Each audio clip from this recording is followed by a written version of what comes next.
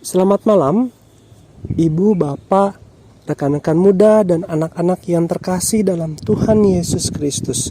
Bersama saya, Alfa Christian, kita bersatu hati dalam doa edisi Kamis 6 Juli 2023 hari ini. Mari kita berdoa. Ya Allah, terima kasih untuk hidup yang Engkau anugerahkan kepada kami hari ini.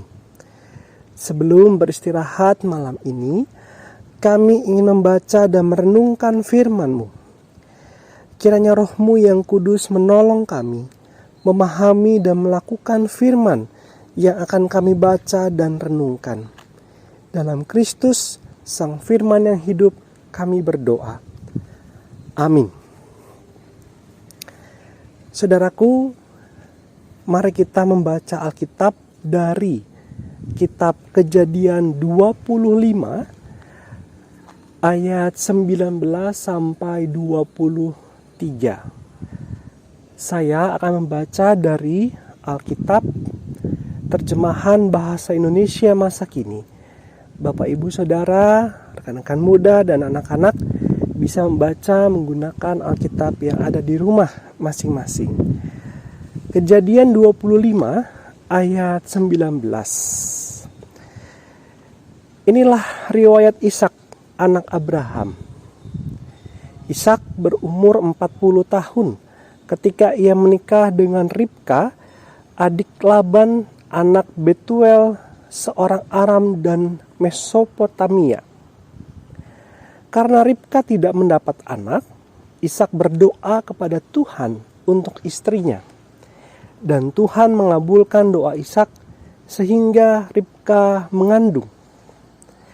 Ia mengandung anak kembar, dan sebelum anak-anak itu lahir, mereka bergelut di dalam rahimnya. Kata Ribka, "Mengapa hal ini harus terjadi pada diriku?" Lalu ia memohon petunjuk kepada Tuhan. Tuhan berkata kepadanya, "Dua bangsa ada di dalam rahimmu. Kau akan melahirkan dua bangsa yang berseteru. Adiknya lebih kuat dari kakaknya, yang sulung melayani yang bungsu." Mengapa hal ini harus terjadi pada diriku?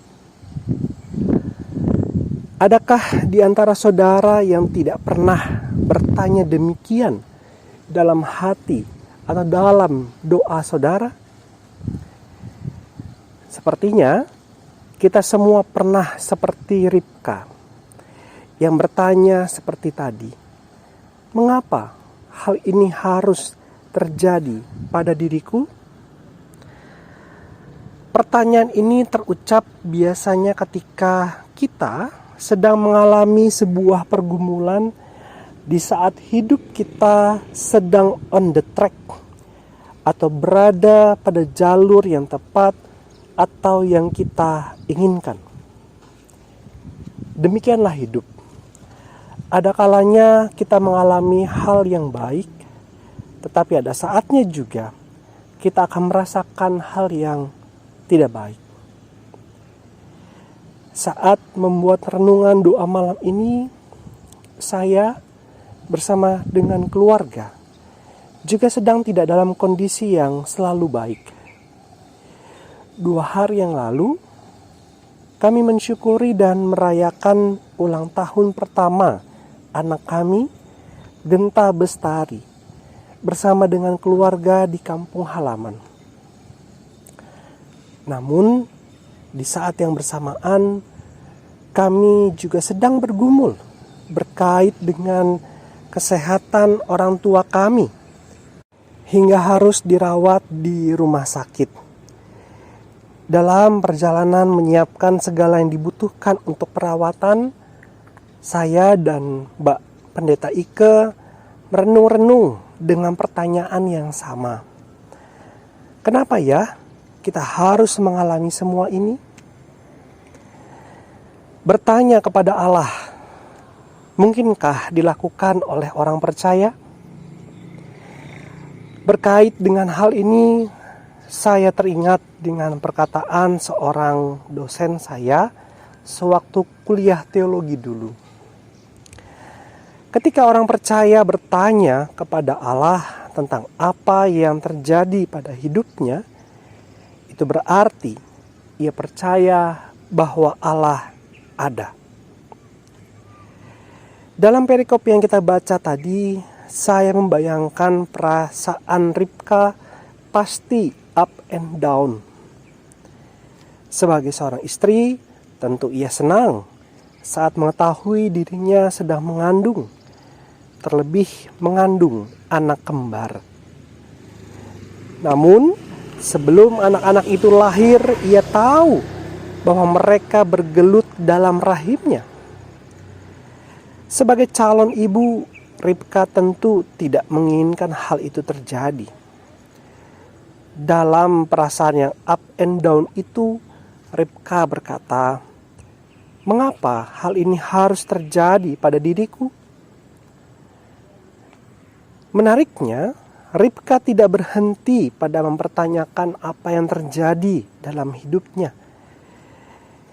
Ia juga memohon petunjuk kepada Allah, dan Allah memberinya petunjuk. Bagi saya, begitulah seharusnya kehidupan kita sebagai orang percaya. Bertanya kepada Allah tentang apa yang kita alami dalam hidup ini adalah hal yang mungkin dan wajar dilakukan. Hal itu menunjukkan kita percaya bahwa Allah itu ada. Tidak berhenti hanya dengan bertanya. Kita pun perlu menunjukkan ketaatan yang penuh kepada Allah. Ketaatan yang penuh pada kehendak Allah. Sebab kita ini buatan tangannya yang diciptakan untuk menyatakan kehendaknya. Mari berdoa. Ya Allah, kami bersyukur untuk setiap hal yang terjadi dalam hidup kami sampai saat ini. Kami ingin terus belajar seperti Ayub untuk tidak hanya menerima yang baik darimu, tetapi juga yang buruk. Kami percaya bahwa Engkau ada, dan hidup kami ada dalam rancangan damai sejahtera-Mu. Untuk itu, kami mohon, kuatkan dan teguhkan hati dan pikiran kami yang sedang bergumul dengan rupa-rupa persoalan saat ini. Ajarlah kami taat untuk melakukan kehendak-Mu dalam hidup kami. Dalam pengasihan-Mu, lindungilah kami dalam tidur malam ini, dan dengarlah doa permohonan kami. Amin. Saudaraku, selamat beristirahat, tetap semangat, tetap sehat, dan tetaplah bersyukur. Tuhan memberkati.